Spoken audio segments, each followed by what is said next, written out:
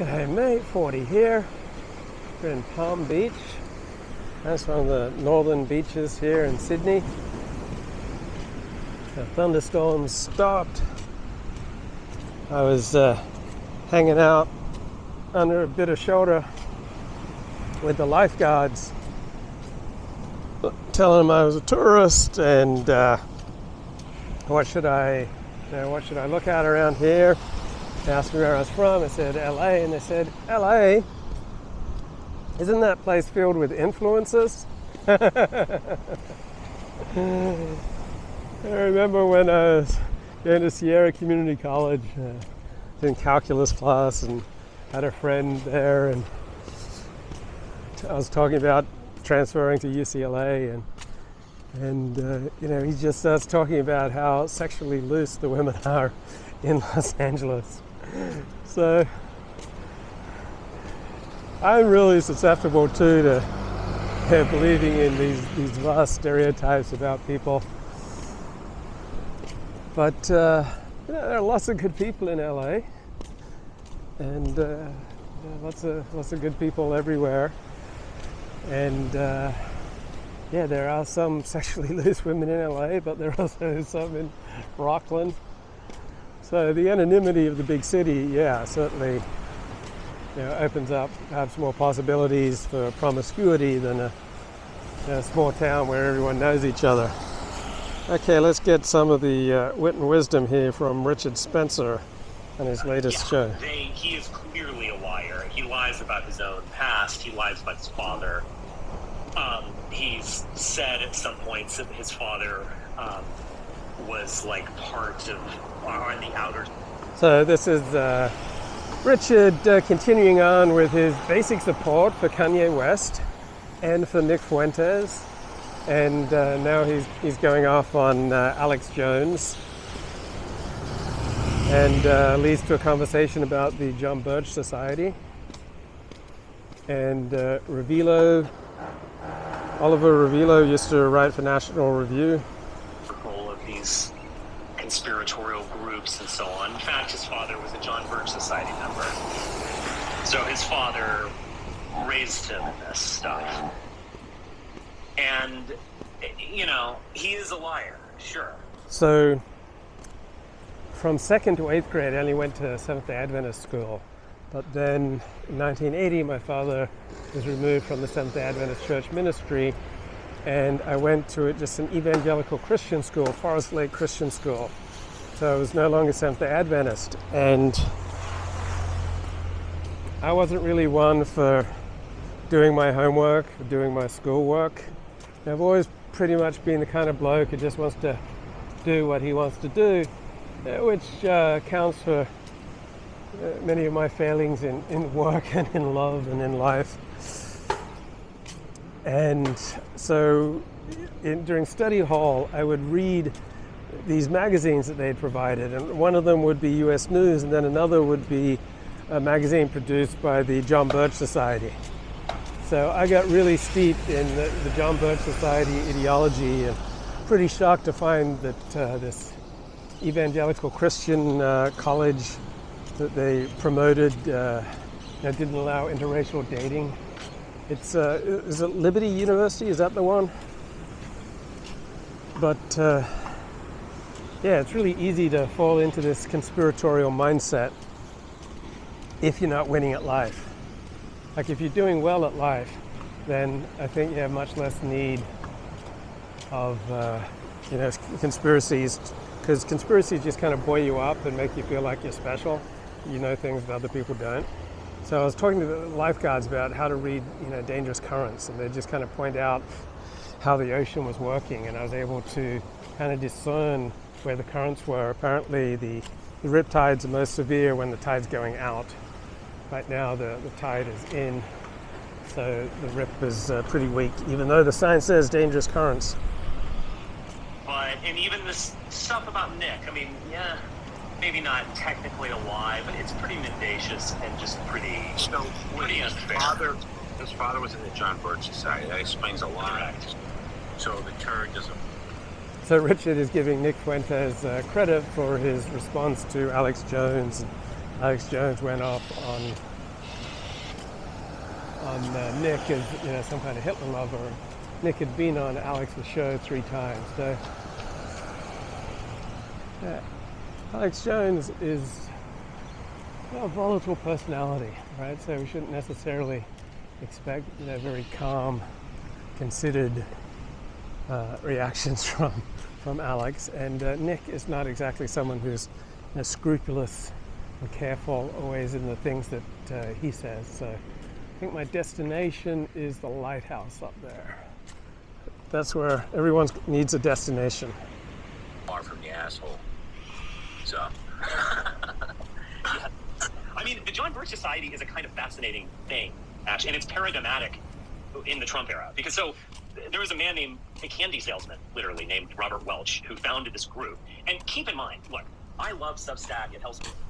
Okay, so interesting, meaning just totally whacked out in many things. So they thought that President Dwight Eisenhower was a tool of the communist, the communist movement. But people can believe, absolutely nutty things, but still be right about other things. G'day, May 40 here, North Palm Beach, north of Sydney, 12:37 p.m. Monday, December 12, 2022. So 2 roads diverged in a wood, and I took the one less traveled by, and that has made all the difference. But Robert Frost doesn't exactly explain how this divergent path made all the difference. Anyway, here's Richard Spencer talking about right-wing politics. Helps me keep in touch with you guys. But, that's a Silicon Valley company. They are making a user-friendly platform for people like me, people who are tech-savvy, but, I'm not going to go code anything outside of a little HTML that I... So he's talking about the John Birch Society, which was a big deal when I went to Forest Lake Christian School. We got their publications. My God, how beautiful. How beautiful. Here and there. If you were to form an alternative group, just a mass organization, you need secretaries, you need newsletters, you need fundraising appeals, you need to keep if someone moves, you have to change their address in the central. I mean, it is. And more than all of that, you need a good story, a narrative people find compelling, that lets them feel like they understand what's truly going on. So generally speaking, it wasn't doctors and lawyers, accountants and dentists who were attracted to things like the John Birch Society, all right? These conspiracy theories appeal primarily to losers. So you're working in a job you can't stand, there's your marriage not going so great, is your social standing not as high as you would like, right? Have many of your hopes and dreams not come true and seem further away than ever? Well, do I have a deal for you? I've got a narrative how even though much of your life is failing, right, you can find out how the world really works, right? So here's the secret sauce. Here's the secret news about how the world really works. And so people who are failing at much of life, conspiracy theory will fill them with a sense of importance. It's hard now, and imagine the kind of infrastructure you have to build up. And he was wealthy beforehand. You have to build up this infrastructure to create a mass movement among middle Americans. It actually is really impressive. And National Review, they have a subscriber list, and money comes across the table. You're building a mass organization. You got to kind of keep your finger on the pulse. It's a huge endeavor. It would be interesting to look at a history about how many people were actually employed just to create this. But it was the largest middle American conservative grassroots movement. Before before the Tea Party, well before, Women for America First, well before Freedom Wars. Yeah, that's an enormous appetite for conspiracy theories, for making people feel like they know the true stuff. And so even though life is failing in many different ways, at least they understand how the world really works. They see through the BS. Well before all this stuff, there was the John Birch Society. Now, they were goofy. Revelo Oliver was a member and a speaker, and he, brilliant man, professor at University of Illinois. So Revelo Oliver, right? He was a PhD, a tenured professor. He was writing for National Review, but he really went off on the JQ, got expelled from the National Review crowd, though I believe William F. Buckley still went to his funeral.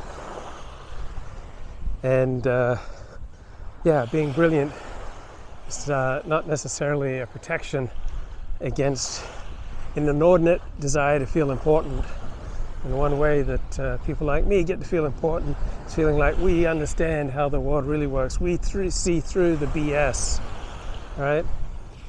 Other people just see shadows on a cave. But we know how things really work. Illinois was fluent in Sanskrit, just insanely educated, but was also was one of us. He would probably resonate with a lot of this, and probably even hardcore. Absolutely a white nationalist and interreal intellectual. Also a friend of William F. Buckley. I believe, according to Paul Godfrey, William F. Buckley attended his funeral.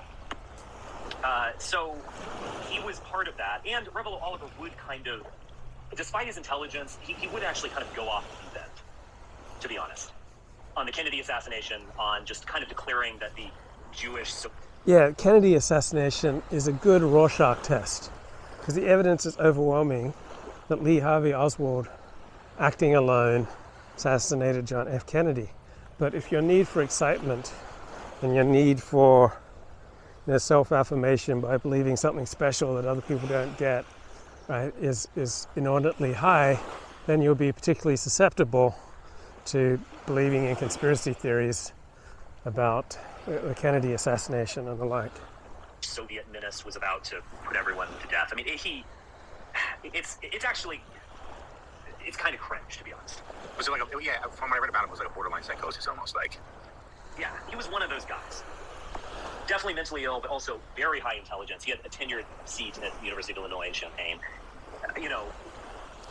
So I used to think there are a lot of powerful thinkers in the distant right, but then many of them were exposed during COVID. I think just believing, crazy conspiracy theories like signing on with hydroxychloroquine and the Zelenko protocol and New World Order and all this nonsense. And so I realized that many of these seemingly formidable intellects were just predisposed to crankery and nonsense. That once a lot of red pill people realized that mainstream media and academia was lying about some things, then they just assumed, they're lying about everything. Very insightful, writes interesting stuff on religion. Really fascinating character, and He had a kind of like, American.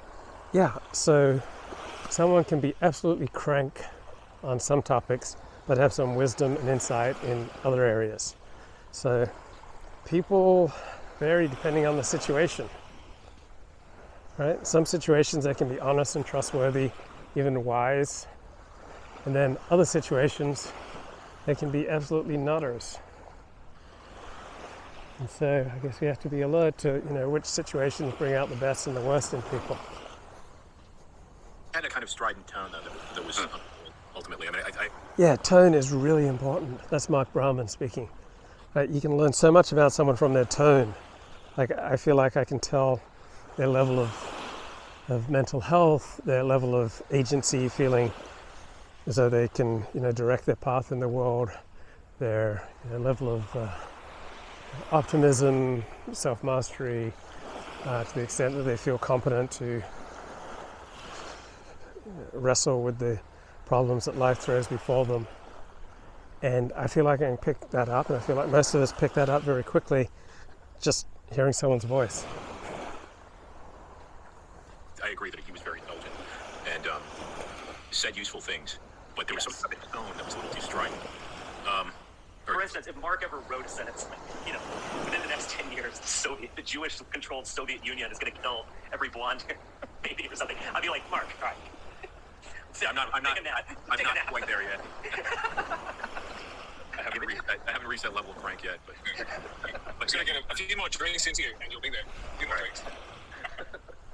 Right, you can hear that Aussie accent. I just got to get a few more drinks into you, mate. You'll be there. I'm less. Unless I'm trying to troll on Twitter. I'm not so. I can crank it up to Oliver levels. Yeah, I wouldn't worry too much about that, Mark. But I admit I'm less familiar with Revelo Oliver. But from the description here, it reminds me of another figure from way back when, like Dr. Pierce, who was literally a rocket scientist, but very much a kind of crankish and eccentric personality for sure. Yeah. So there's a book by one of William Pierce's children. Like, if you're curious about William Pierce, you read the story from his child. Apparently, he's just a terrible father. Okay, do we want to go out the smuggler's track, grade 3, or do we want to go up the access track? Maybe we'll go up the smuggler's track. Exactly. Like William F. Pierce, look, if you guys have an hour to spare, his speech, Our Cause, is actually really interesting. And it's kind of he kind of riffs off George Bernard Shaw's Man and Superman play. And, he actually is brilliant. Even his commentary was kind of... Yeah, people can be brilliant in one area.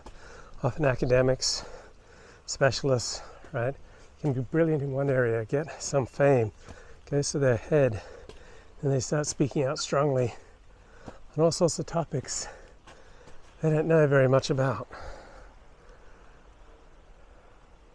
Cutting and insightful. But let's also be honest here. The guy's also a crank.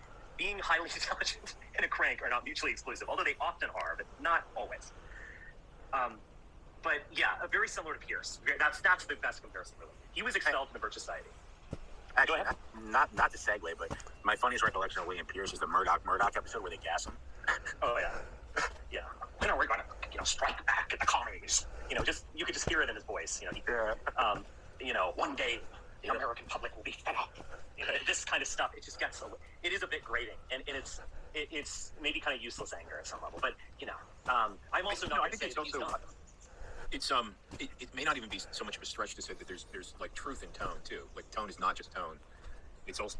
Yeah, that's a good point by Mark Brahman. And this whole conversation is people who graduated or moved on from the alt-right. So remember Spencer would talk in 2016 about how the alt-right's the destination.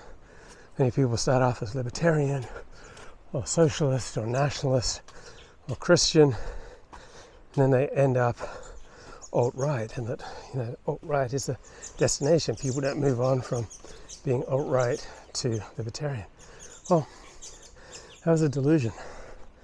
So very few people with anything to lose identify as alt-right anymore, right? And that's largely because of the choices and behavior of Richard Spencer, essentially equating it with Nazism. It's also, there's some element of truth in tone, right? In other words, if the tone is wrong, or if it's too strident, or it's not told with the sort of correct level of nuance, it no longer sort of resembles reality, right? It just becomes foreign. It seems like something that's not, like, it seems like it's, it seems like with the two examples that we've mentioned, it seems like that they're in another place, they're on another realm, and they're connecting with reality, but in a kind of more remote way, where they're not like, we are actually talking about human beings, and where we are talking about, it has to somehow also relate to your experience in the world. Your sort of description of what's going on in the world also has to relate to a kind of a sensory perception of that experience. It can't just be this overly kind of dramatic in sort of histrionic presentation, I guess. And I think it. And then people respond to that which gets them love and attention. Right? You can call this audience capture. You develop an audience, and usually the more extreme you go, the more audience devotion you'll get. And if you're psychologically vulnerable to being adored, meaning if you have narcissistic tendencies that are a little bit out of control, right? Moderate degrees of narcissism in many contexts serves you, such as if you want to be a podcaster or a public speaker or a preacher. But if your need for admiration is outsized, then getting a little bit of it will have the same effect as alcohol has on the alcoholic. Also probably largely derived from both personal and intellectual loneliness, in the sense that, look. Yeah, personal and intellectual loneliness makes you more vulnerable, and you don't have a community who you can bounce off of, and then you become much more vulnerable to doing stupid things. G'day mate, 40 here, North Palm Beach, North Sydney, listening to Richard Spencer here talking about the late William Pierce. Look, well, these days everyone's lonely, but, if you're an intellectual... No, not everyone's lonely. People who have marginalized themselves, people who significantly misread reality and alienated themselves from family and friends and community and from their educational institutions, right? If you've been failing at life and not being a good friend and speaking and acting in antisocial ways, then you're going to be much more likely to be lonely. If you're highly controversial, if someone might get fired for meeting with you or something like that, then it can get lonely. I actually think Nick is feeling some of this now. I have absolutely felt it. But also, being intellectually lonely is even kind of more difficult because, I'm not an expert on Pierce. I have listened to some of the stuff. I kind of skimmed through this book that someone sent me. But at the end of the day, he's like a guy with a 150 IQ hanging around with KKK members. And, I don't know if he ever had anyone that he could bounce something off of. The only person he could bounce something off of was old Billy Bob, who, has been arrested 5 times for armed robbery. Yeah. So there are a lot of rabbis with similar challenges. So Yehiel Yaakov Weinberg, the Srida Aish, was a great rabbi in Europe. He survived the concentration camps. He was living after World War II in Switzerland, and he got an invite to come to Yeshiva University, but he didn't want to come to Yeshiva University because then he would have been number 2 to the Rav, Joseph Ber Soloveitchik, right? And he didn't want to go to another institution because that also would have meant he would have been number 2. So Yehiel Yaakov Weinberg would rather be number 1 in this small Swiss community rather than being number 2 at Yeshiva University and be right in the thick of things. So rabbis have egos, political activists have egos. It's really easy to have an ego that gets out of control or that really works against your best interests. But some people just have to be the star, and other people would rather be part of an all-star team. So like someone like Dennis Prager, he says, I'd rather be part of an all-star team than be a star.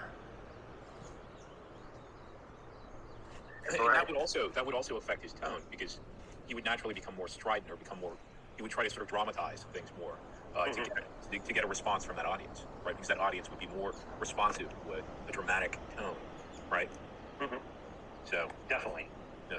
So that may have affected him. Yeah, but I guess to bring it back to what we were saying before, so I mean, the Birch Society was a major thing. They opposed the degree to which they were ever anti-Semitic and or racist. Is actually dubious. I mean, Revelo Oliver as a member who was expelled, after all, notwithstanding, they probably did on some level oppose the Civil Rights Act for the same reason that all of these southern states voted for Goldwater in 1964. They justified it through libertarianism, etc. And the membership of the John Birch Society was pretty close to about 99% white. Etc. But they ultimately did it for racial reasons. Maybe reasons that were even unknown to themselves, maybe. Like they weren't even willing in private to talk about what was happening, but they nevertheless acted on that behalf. And yeah, I mean, realignment in 1964, which kind of took until 1994 to really be fully operational, but it definitely started then. I mean, these are the same. Well, Richard Nixon won on the Southern Strategy in 1968, 72, which was opposing the Civil Rights Movement, appealing to Southern whites who started voting Republican for the first time, and the Republican Party, which had been anathema in the South, begins dominating the South. Same people who became Republicans were also voting for the Dixiecrats in 1948 because Truman desegregated the military. So I mean, it's regardless of how they talk about it, it's their actions speak louder than words. They're motivated by these racial fears and so on. But so they did that. I don't know if there's anything I don't know if there's some like smoking gun regarding anti-Semitism in the John Birch Society, although it is true. I mean, I kind of agree with the left where if you start going down these roads of...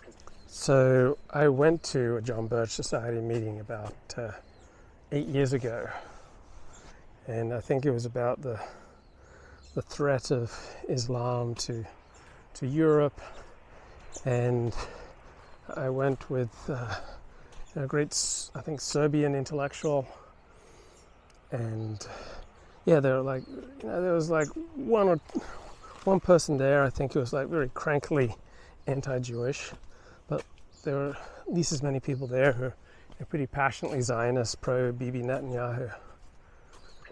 Conspiratorial thinking, you're not inevitably, but you're pretty much likely to end up in some kind of, conspiracy land about the Jews. And I think you end up in a place where you really do misunderstand them. You end up with the protocols of the elders of Zion, basically. Not necessarily, there are many counterexamples for that, but there's a tendency towards it. So I bet a lot of its members did go that way. But anyway, they were attacked by William F. Buckley and National Review. Now, back in 1963 or whenever it happened, or it might have actually been 64. It was once Goldwater had been fully nominated. National Review was the thing. I mean, there's no comparison in a way because there were so few. There was no internet, obviously. There's just so few conservative outlets that this was the movement right there. And they basically said he attacked Robert Welch on the basis of his book, The Politician.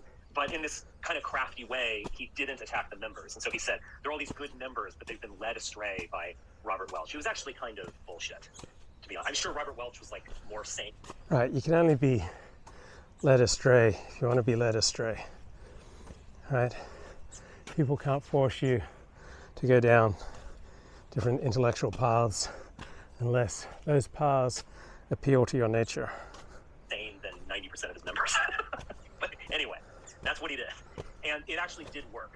So members of the John Birch Society, like members of any other ostracized group, tend to be pretty sane in most of their decisions.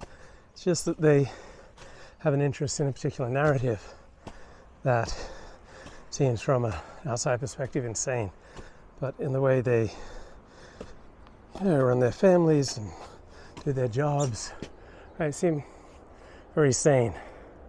Right, so Hugo Mercier, French neuroscientist, makes this point in his excellent book, Not Born Yesterday, that like believing in nonsense about some abstract issue doesn't necessarily shape how you live your life. Right, there's no price to be paid. It's just you get entertainment and meaning from believing in the conspiracy. And so a lot of conspiracies don't necessarily ruin your life. Coincided. Didn't necessarily work. It at least coincided with the Birch Society. I believe the Birch Society is still around. I think so. I think they're around. Yeah. And I remember going to CPAC 10 years ago or so, and they actually had a booth.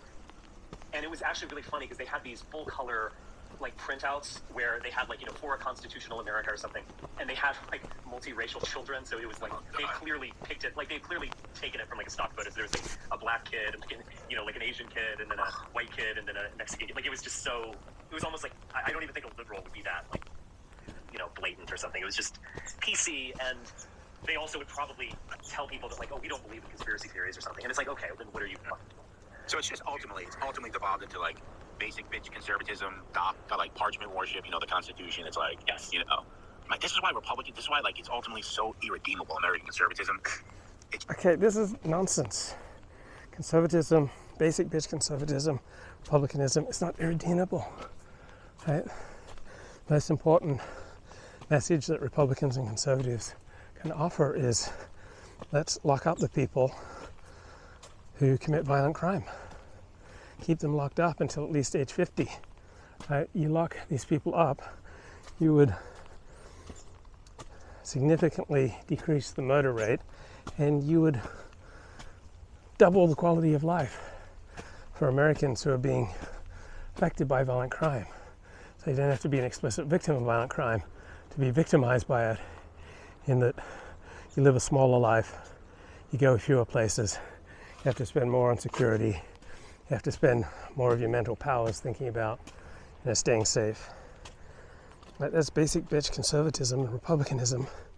Lock up violent criminals for a long time. That's a very important message. To think that this is irredeemable is absurd. I guess it's boring. You lock up people who do bad things. You keep them locked up. It's not exciting. It's not cutting edge. It just works. Just dramatically improves the quality of life for millions of Americans. And then the other facets of basic bitch conservatism, which would dramatically improve the quality of life, is to stop subsidizing bad behavior, start incentivizing good behavior. So right now, if you go on disability, people tend to stay on disability for life. Well, maybe we should change those incentives around. It's just, I find it more odious as an operating philosophy than like leftism at this point. Yeah, why do you find that odious? Like, lock up violent criminals and restructure social welfare spending and taxation so that you incentivize good productive behavior and you disincentivize antisocial behavior. But that, that's what it is. And I think it's very interesting. I think they're almost headed back. I mean, this is another. This is a digression a bit, but I think I wouldn't underestimate the degree to which the conservative movement is headed backwards. And I don't mean that as value judgment. Headed backwards to where they were maybe 15 years ago. One interesting thing. I just saw two little notes on this. I'm taking. G'day, May 40 here. This is alright, ain't it? We're at the lighthouse here, North Palm Beach, northern Sydney. The thunderstorms have gone. The rain is gone. I can see clearly now.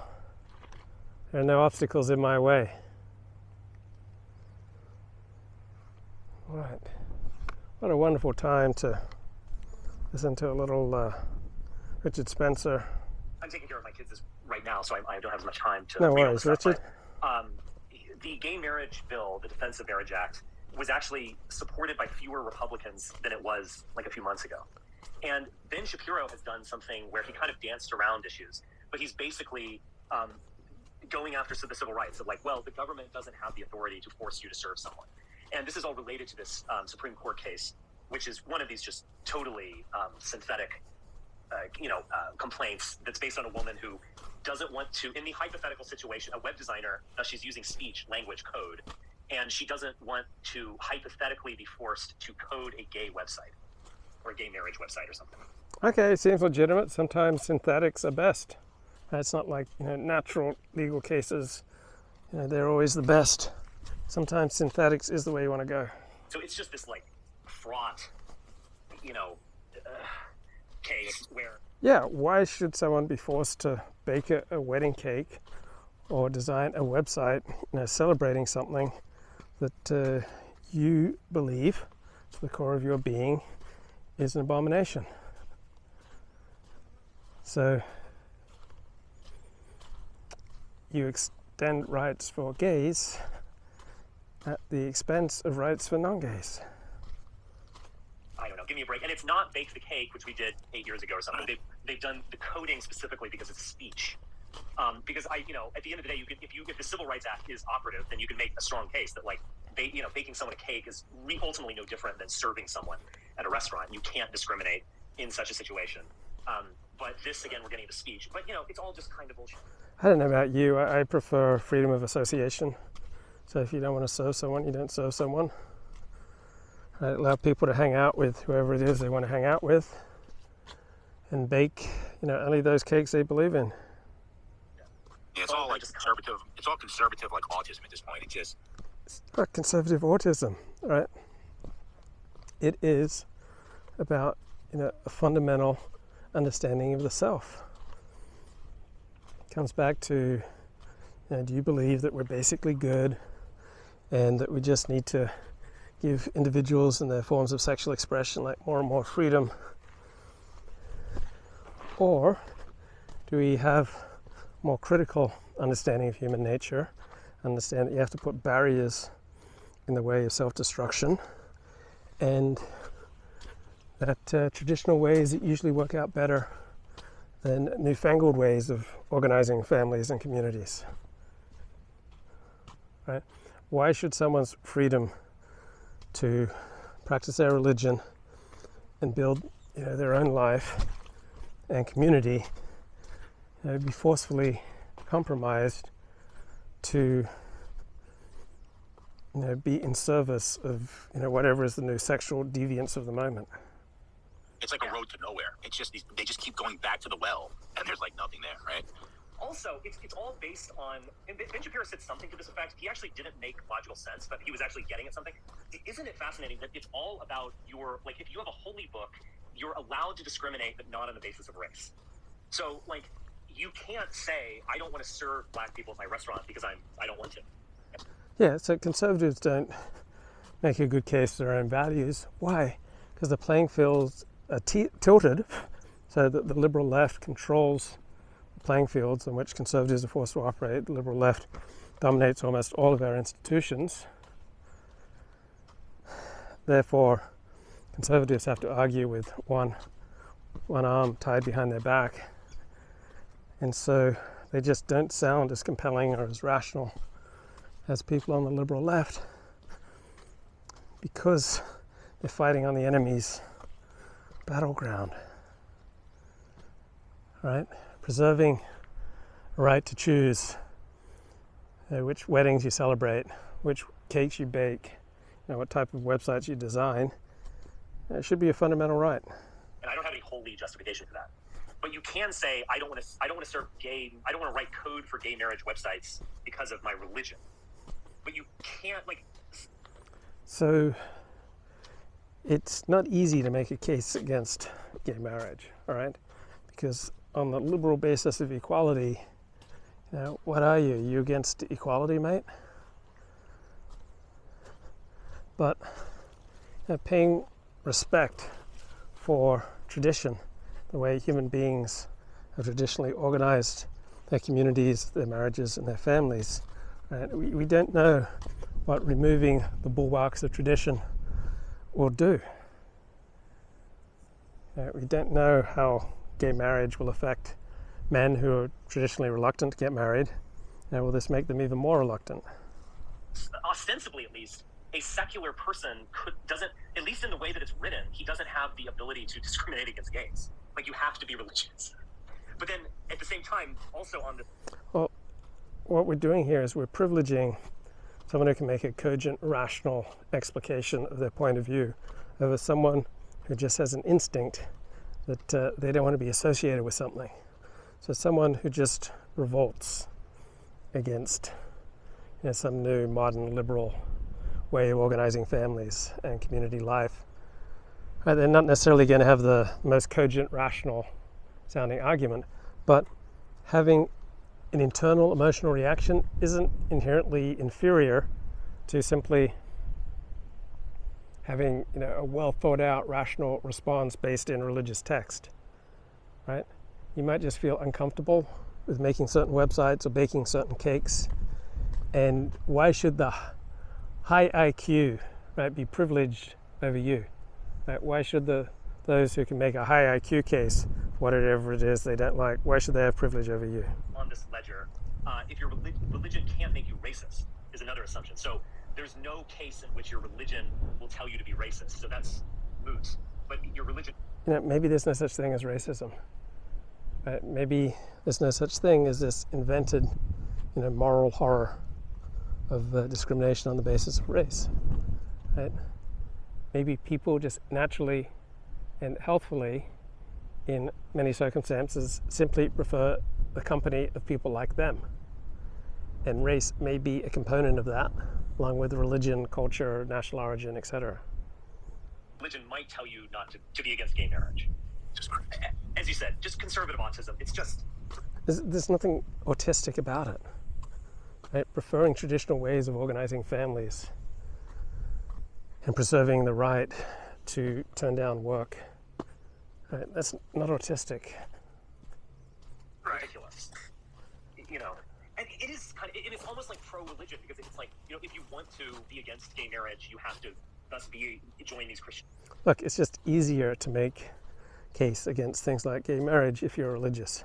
It's easier to make a case against things like pornography if you're religious. Right? There are a lot of moral stances that are easy to make if you're religious and you can tie it into a religious text. Christian groups, so that you can cite, you know, chapter and verse from some psalm where he said, you know, Holy Spirit, you know, be before me, two men can't get married together, amen. You know, I mean, It actually gay marriage is mentioned in the Bible. Right, so if religion's kind of a foreign language to you, then yeah, it seems ridiculous that some people base their lives on the teachings of God, what they believe to be God, you know, as opposed to those who base their lives, you know, on the teachings of the New York Times, which is inherently superior. Go ahead. I hate these people so much. It actually makes me want to join a gay pride. Right, there's absolutely no reason to hate people who prefer traditional ways of organizing families and communities. That, especially Shapiro. I mean, the vast majority of his takes I'm starting to sound like Eric Stryker, so I'm going to blame some people, but he is so subversive. I mean, obviously he is very intelligent. He's just Ben Shapiro is subversive of what? Right, I mean, apparently he's subversive of Apollonianism.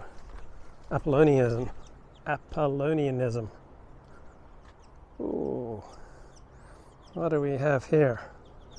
Right, so if you're a Christian, right, and you take positions, say, contrary to Judaism or Islam, or contrary to secularism or atheism, you're subversive of those other traditions.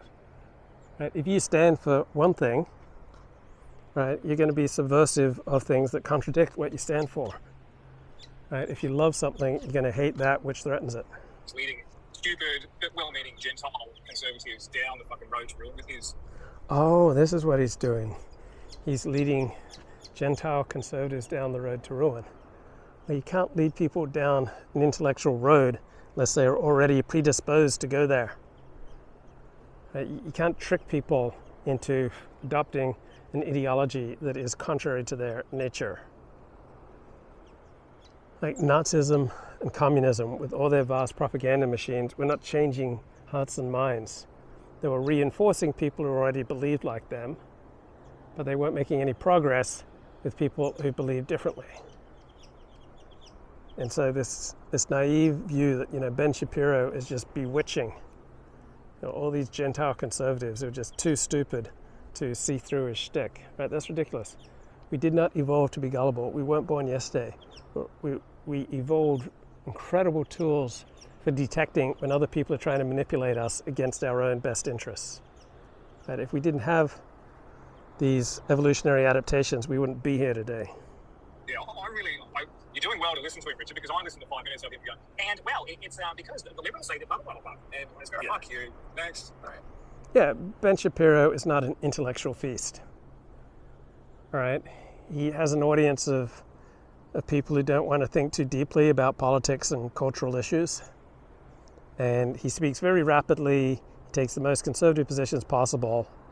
He's shallow and glib. And he's got this upper mid-wit audience who don't want to go deep. It does almost make the conservatives are just so goofy about what they're saying. I have nothing against LGBT people personally. It's just the text that I believe in tells me that I can't affirm a marriage or something. It's just so. Okay, the arguments people offer aren't the real arguments, right? People almost never say what they mean. They almost never mean what they say, right? It is normal, natural, even healthy that one would be filled with, feelings of abhorrence at, certain visceral sexual practices that are completely contrary to one's own orientation. I think that's pretty normal. So the traditional Jewish and Christian understanding of the origins of the Pentateuch is that, Jesus Christ, what's that? Is that comes from God. What the hell? All these noises going on around me. Just as long as there aren't any snakes. I do not like snakes. So traditional conception is the Pentateuch came from God, either whether it was dictated directly to Moses at Mount Sinai, or God inspired Moses to write it down. Jesus, what the hell are all these creepy sounds of animals? All right, so traditional conception, dictated by God to Moses at Mount Sinai, or dictated by God to Moses over many years, or inspired by God. Right? These are the traditional conceptions, and I have no problem with the traditional conceptions. I'm not here to disparage them. I'm also fine with the secular conceptions. Right? So I think we can learn a lot from secular scholarship and from traditional religious scholarship. Bloody hell. G'day mate, 40 here at Palm Beach, northern Sydney, and I live life as an Orthodox Jew, but I don't expect Orthodox Judaism to answer every problem that I have in life. Like if I get sick, I don't go to a Talmudic doctor. If I want to know about physics, I don't study the Talmud, right? I want to know what physicists have to say. If I want to know about snakes, I go to someone who's an expert in snakes. Right? So we live in a world where, in my experience, one narrative is not sufficient. It's not like one overarching narrative just gets it done. We need many top-down models, many bottom-up models for how the world works. Now, I came up a much easier way than I'm going down right now. But I've got enough sophisticated top-down and bottom-up models to get me through this mess, just as long as I don't encounter any snakes. Right? As long as there are no snakes, I'll be fine. So I consult chemists to find out about chemistry, biologists to find out about biology, Talmud scholars to find out about the Talmud. There's got to be a better way. There's got to be a better way to get down. What the heck? All right, my models aren't working. What the heck, guys?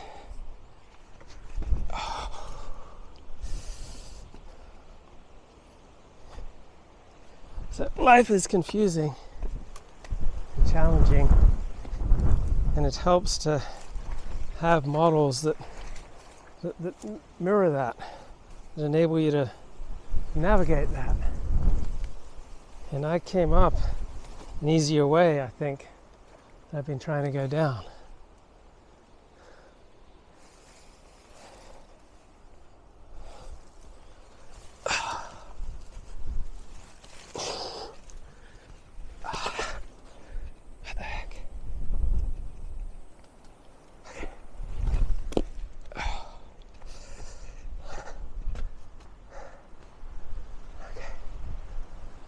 I think this is a better path.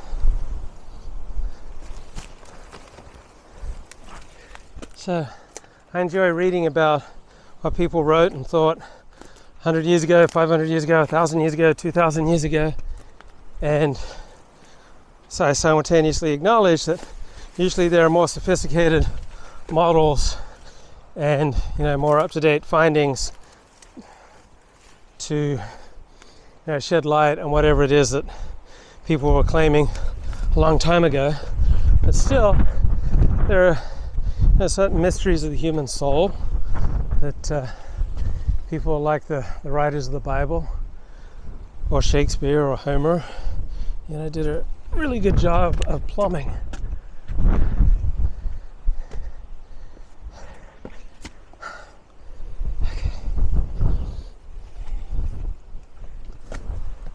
So I think it's naive to hope that just one story, one narrative, one sacred text is going to be adequate to all the challenges before us. Oh man.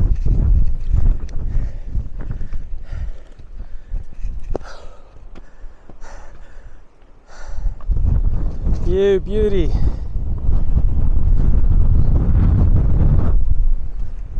I see people. I see civilization.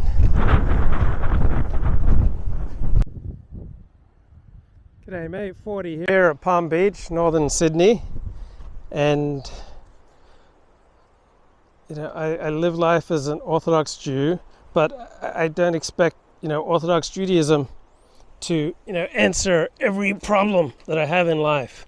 Like if I get sick, I don't go to a Talmudic doctor. If I want to know about physics, I don't study the Talmud, right? I want to know what physicists have to say. If I want to know about snakes, I go to someone who's an expert in snakes. Right, so we live in a world where, in my experience, one narrative is not sufficient. It's not like one overarching narrative just gets it done. We need many top-down models, many bottom-up models for how the world works. Now, I came up a much easier way than I'm going down right now. But I've got enough sophisticated top-down and bottom-up models to get me through this mess, just as long as I don't encounter any snakes. Right? As long as there are no snakes, I'll be fine. So I consult chemists to find out about chemistry, biologists to find out about biology, Talmud scholars to find out about the Talmud. There's got to be a better way. There's got to be a better way to get down. What the heck? All right, my models aren't working. What the heck, guys?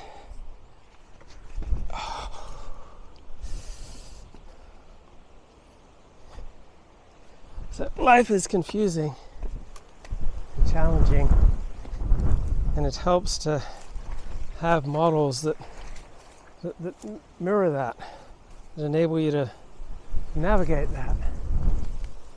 And I came up an easier way, I think, that I've been trying to go down.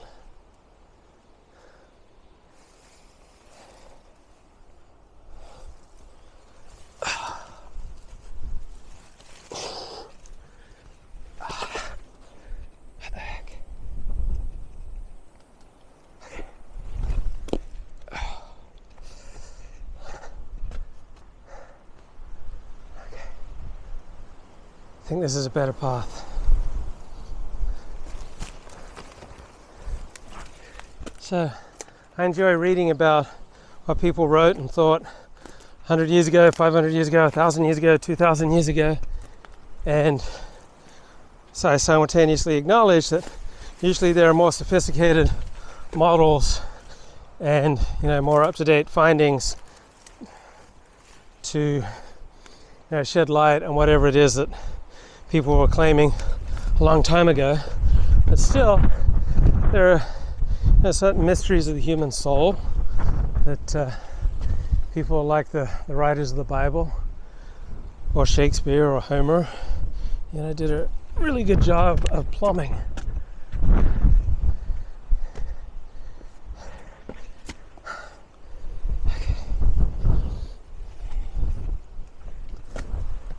So I think it's naive to hope that just one story, one narrative, one sacred text is going to be adequate to all the challenges before us.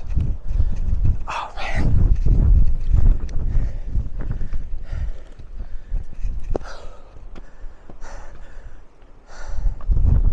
You beauty.